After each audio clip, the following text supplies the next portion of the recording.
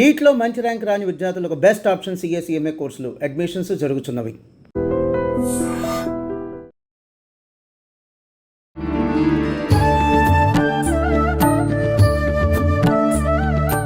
నమస్కారం, welcome to I dream. ధర్మ మార్గం విత్ విజిత కార్యక్రమానికి స్వాగతం.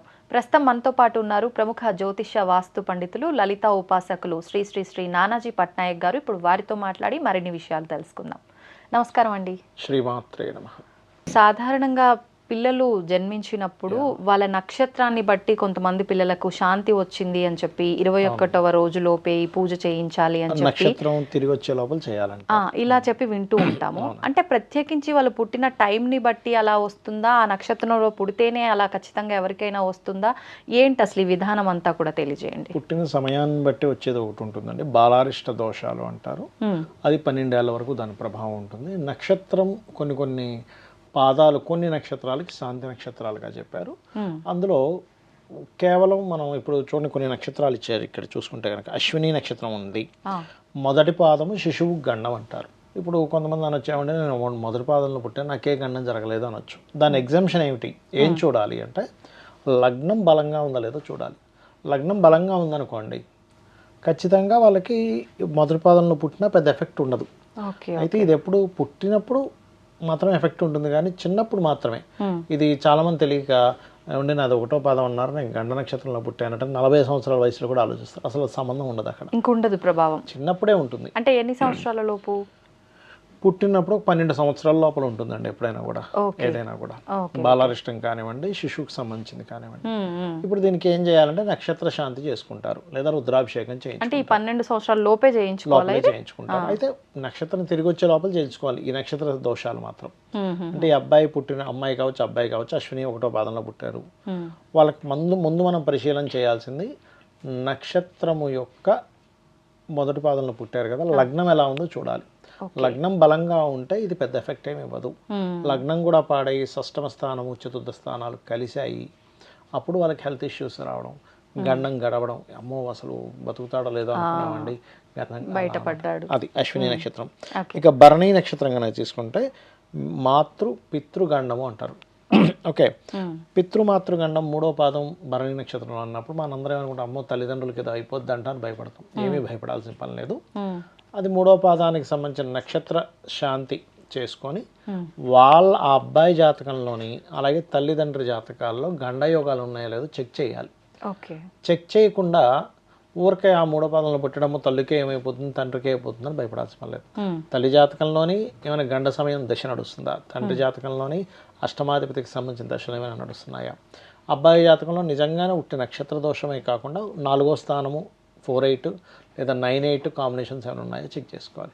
ఇది పూర్తిగా పరిశీలన చేయకుండా ఏదో ఒక సిమ్టమ్ పట్టుకొని అన్నిటినీ క్యాన్సర్ అంటారు చూసారు కొన్నిసార్లు, అమ్మో ఇది రాశారు ఇది క్యాన్సర్ అనుకుంటే ఎట్లా, దాన్ని పూర్తిగా పరిశీలన ఎలా చేస్తాం అలా తెలుసుకోవాలి. అలాగే కృత్తికా నక్షత్రానికి ఏం చెప్పారు అంటే ఇది కూడా 3వ పాదం దోషమేనండి, అంటే 3వ పాదానికి సేమ్. అయితే ఇక్కడ ఈ నక్షత్రాధిపతి అధిష్టాన దేవత ఎవరో దాన్ని బట్టి కూడా వాళ్ళకి చేసుకుంటుంటే బాగుంటుంది. ఇప్పుడు కృత్తికా నక్షత్రానికి రవి, భరణి నక్షత్రానికి అధిదేవతలు అధిష్టాన దేవతలు అని ఉంటారు. యముడు అధిదేవత చెప్పాలంటే, అమ్మవారిని ఆరాధన చేసుకుంటే బాగుంటుంది. అలాగే మొదట ఇది అయినటువంటి అశ్విని నక్షత్రానికి సహజంగా ఏంటంటే అశ్విని దేవతలు అని చెప్తుంటారు, గణపతి ఆరాధన మంచిది వీళ్ళకి, అంటే ఏదైనా గండాలున్నా తొలగిపోతాయి.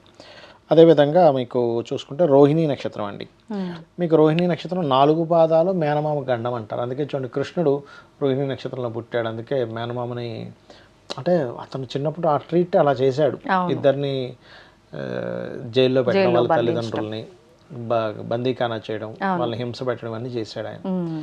అందుకని ఇట్లా చెప్తూ ఉంటారు. కానీ ఇక్కడ ఏంటంటే రోహిణీ నక్షత్రంలో పుట్టిన జాతకుడి యొక్క 6వ స్థానాన్ని పరిశీలన చేయాలి. 6వ స్థానం పరిశీలన చేసి ఆ నక్షత్రం యొక్క మహాదశ అయిపోయిందంటే, రోహిణి అంటే చంద్ర నక్షత్రం అయిపోయింది అనుకోండి, అప్పుడు మీరేం టెన్షన్ పడక్కర్లేదు. 6వ స్థానం బాగుంది, మేనమామకి ఏమీ అవ్వదు. లేదు మేనమామ స్థానం పాడైంది, బుధుడు పాడయ్యాడు, రోహిణి నక్షత్రంలో పుట్టాడు, అప్పుడు నక్షత్ర శాంతి చేసుకోవాలి. ఆ మేనమామ ఎవరైతే ఉన్నారో ఆ మేనమామ ఇప్పుడు కొన్ని నక్షత్రాలకి ఎలా అంటే నూనెలో చూడాలని ఉంటుంది, అలా చూడడము. అదేవిధంగా వాళ్ళ మేనమామ కూడా ఇంట్లో ఏదైనా హోమం లాంటివి చేయించుకోవడము, వాళ్ళు కూడా చేయించుకోవాల్సి ఉంటుంది. మరి మేనమామకి దోషం ఉన్న మేనమామ కూడా చేయించుకోవాలి. అది అదేవిధంగా మీకు ఆశ్లేష నక్షత్రం. ఆశ్లేష నక్షత్రానికి రెండవ పాదానికి ధనహాని అని ఉంటుంది. చిన్నపిల్లడికి ఏం ధనహాని కాబట్టి అప్పుడు ఏం చూడాలంటే కళ్ళకి సంబంధించిన ముఖానికి సంబంధించిన దోషం ఏమైనా వస్తుందేమో, కొంతమంది కళ్ళకి ఇబ్బంది రావడం జరుగుతూ ఉంటుంది. అలా కాకుండా ఒక్కోసారి కుటుంబ స్థానం పాడే పుడతారు కొంతమంది. అలాంటప్పుడు కుటుంబీకులు ఇబ్బంది పడతారేమో తెలుసుకొని ఆ కుటుంబ స్థానంలో ఏ గ్రహం ఉందో దానికి సంబంధించిన శాంతి ప్రక్రియలు చేసుకోవాలి. అదేవిధంగా 3-4 పాదాలు కనుక తీసుకున్నట్లయితే మనకి ఆశ్లేష నక్షత్రానికి పితృగండాలు చెప్పడం జరిగింది ఆశ్లేష నక్షత్రంలో. అది కూడా సేమ్, అంటే అలాగా 4వ స్థానం ఎలా ఉంది, 9వ స్థానం ఎలా ఉంది. చాలామంది తెలియక ఆశ్లేష నక్షత్రం అంటే పెళ్లికి పనికిరాదు అనుకుంటారు. అది తప్పండి. ఆశ్లేష నక్షత్ర జాతకులు బాగా తెలివైన వాళ్ళు అయి ఉంటారు. సర్ప నక్షత్రం అని భయపడుతుంటారు. ఎప్పుడు కూడా వివాహం అనేటువంటిది సప్తమ స్థానాన్ని చూడాలి. సప్తమ స్థానం చూడకుండా మనం ఎట్టి పరిస్థితుల్లోని వెంటనే వివాహానికి పనికిరాదనేటువంటి డెసిషన్ ఏ నక్షత్రం మీద తీసుకోకూడదు. ఇది శాస్త్రంలో ఉన్నటువంటి అంశం. అలాగే మరొకటి ఏంటంటే మఖా నక్షత్రము. మఖా నక్షత్రాన్ని కూడా నక్షత్రాధిపతి మొదటి పాదం కనుక తీసుకుంటే శిశుగండం. వాళ్ళకి మళ్ళీ అలాగా గండాంతర భాగాల్లో ఏమైనా జన్మించారా అది చెక్ చేసుకోవాలి. చెక్ చేసుకోకుండా ఓన్లీ మొదటి పాదం శిశుగండం అన్నారు ఏదో అయిపోద్ది అనుకుంటే ఏమైపోద్ది అంటే అక్కడ రాంగ్ అవుద్ది. ఒక్కోసారి మనం లగ్నం ఎలా ఉంది చెక్ చేసుకోకుండా వెంటనే కన్క్లూజన్కి రాకూడదు. ఇలా కొన్ని నక్షత్రాలు చెప్పారు, అన్ని నక్షత్రాలు దోషం కాదు. అలాగే మిగతా 3 పాదాలు మఖా నక్షత్రం మంచిదే. ఇక ఉత్తరా నక్షత్రం కనుక తీసుకుంటే మొదటి పాదం మాతృపితృగండము అంటారు. అంటే ఇక్కడ ఏమీ లేదు. ఇది ఎందుకు చెప్తారు అంటే ఇప్పుడు చిన్న ఎగ్జాంపుల్ చెప్తా చూడండి. మనం వెళ్తూ ఉన్నాం, అక్కడ ఇలాగ ఒక కర్వ్ వస్తుంది రోడ్డు, ఒక బోర్డు పెడతారు అక్కడ, ఏమంటే ముందుని కర్వ్ ఉంది జాగ్రత్తగా వెళ్ళండి అని. మనం అది పెట్టాడని వాడు భయపెట్టాడని అర్థమా మనం జాగ్రత్త పడాలని? సింపుల్ కదా. అరే వీడేంటి గవర్నమెంట్ వాడికి బుద్ధి లేదు ఇట్లా పెడతాడా, మనం ఎంత క్షోభకు గురైపోయామనుకుంటామా?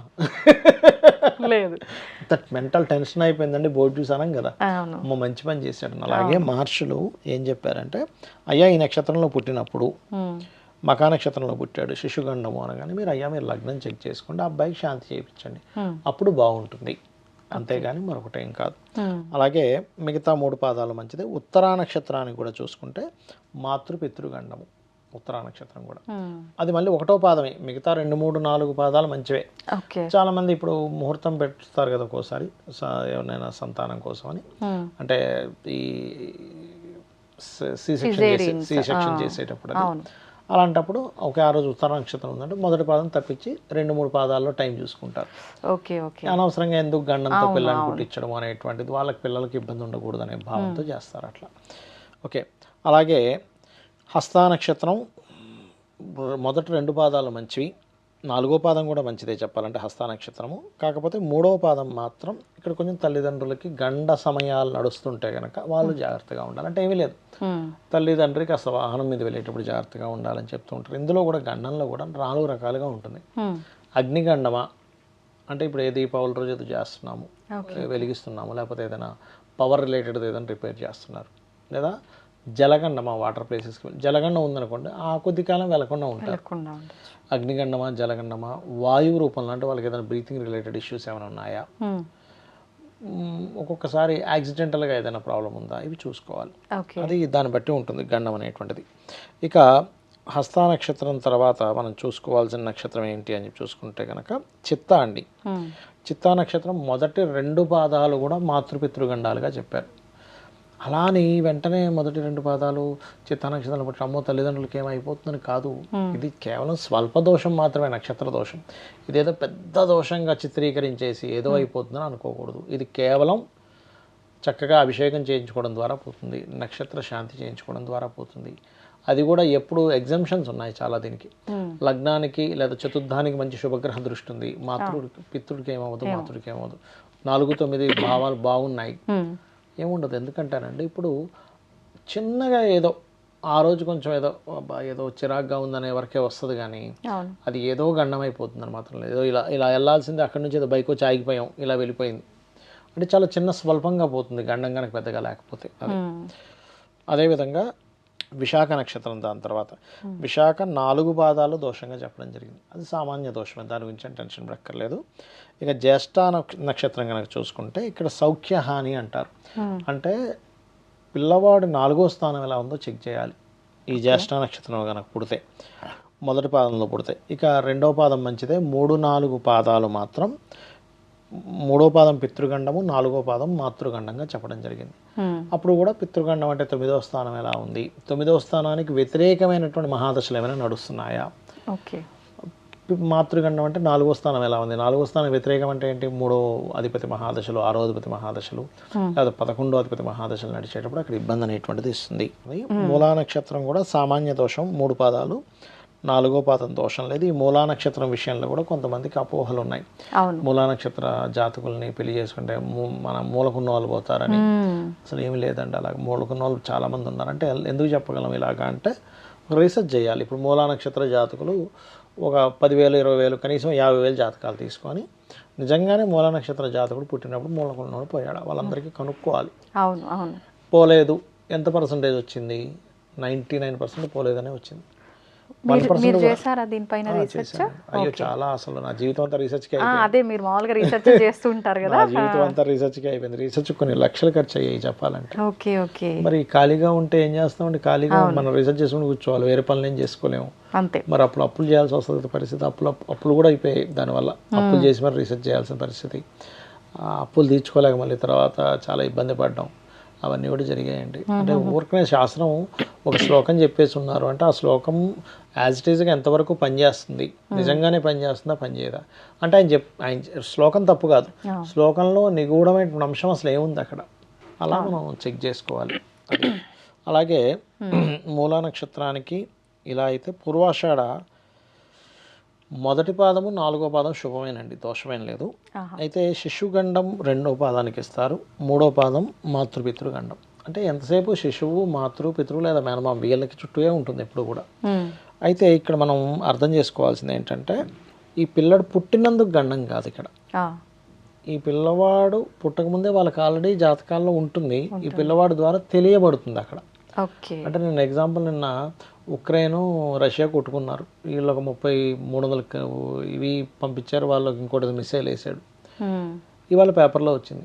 పేపర్లో వచ్చింది కాబట్టి వాళ్ళు వేసుకోలేదు, వాళ్ళు వేసుకున్నారు కాబట్టి పేపర్లో వచ్చింది.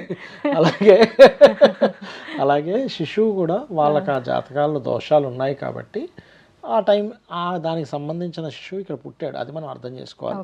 ఇక ఆఖరిగా రేవతి నక్షత్రం అండి, 3 పాదాలు మంచిదే, 4వ పాదం మాత్రం గణాంతర భాగం అవుతుంది అది, అందుకని కొంచెం అష్టమ స్థానం బాగోపోయిన శిశువుకి అంటే ఇక్కడ ఏంటి కేవలం నక్షత్రాన్ని పట్టుకోవడమే కాకుండా అష్టమం ఎలా ఉంది, ఆరోగ్య స్థానం ఎలా ఉందో చెక్ చేసుకుని వాటికి సంబంధించిన దానాలు ఇచ్చుకున్నట్లయితే, ముఖ్యంగా రుద్రాభిషేకం చేయించుకున్నట్లయితే ఎటువంటి దోషము ఉండదు. ఇంకోటి ఏంటంటే పరిపూర్ణంగా మీరు భగవంతుని నమ్ముకొని అమ్మవారు ఉంది నాకేంటని నమ్ముకునేవాడు దేనికి భయపడ్డు. ఎందుకు భయపడాలి, అమ్మవారు ఉందని నువ్వు నమ్ముతున్నావు, నమ్మినప్పుడు ఇంకెందుకు భయం నీకు. అవును, అంటే మొత్తానికి ఏదైనా దోషాలు ఉన్నా కూడా మనం పెద్దగా భయపడాల్సిందేం లేదు, ఆ శాంతి చేయించుకుంటే సరిపోతుంది. ఒకవేళ ఉన్నప్పటికీ ఎవరికి గండం ఉందో వాళ్ళది కూడా పరీక్షించిన తర్వాత మనం ఫైనలైజ్ ముందుకెళ్తే బెటర్గా ఉంటుంది. అప్పుడు అలా కాకుండా ఫైనలైజ్ చేయకూడదు. ఓకే, మీరు అన్నట్టుగా ఈ నక్షత్రాలు కూడా ఒక నక్షత్రం పేరు చెప్పగానే ఇంక ఈ నక్షత్రంలో పుట్టిండ్రంటే ఇంక ఇంట్లో ఏది కలిసి రాదు అని చెప్పి చిన్నగా ఇంట్లో ఎవరికన్నా ఏదైనా దాన్ని దీనికే లింక్ పెట్టడము, ఇట్లా ఇబ్బందులు పెట్టే వాళ్ళు కూడా చాలా మంది ఉన్నారు. కొంచెం ఇవన్నీ పూర్తిగా దాని గురించి తెలుసుకోకపోవడం వల్ల చేసే తప్పిదాలు అవన్నీ కూడా. ధన్యవాదాలు. శ్రీమాత్రే నమః. తవ్వండి, తవ్వుతూనే శివలింగం సరే దాన్ని అట్లా కప్పేసేయండి, చూపించదండి. కృష్ణ ఇస్ దేర్, మూర్తి పూజ కాదు, సాక్షాత్ బ్రజేంద్ర నందన భగవాన్ ఉన్నారు మూర్తిలో. ఏమీ ఆశించకుండా ఆరాధించే వాళ్ళు కూడా ఉన్నారా ప్రభుజీ? నిజమైన భక్తి అంటే మనకు తెలియదు కాబట్టి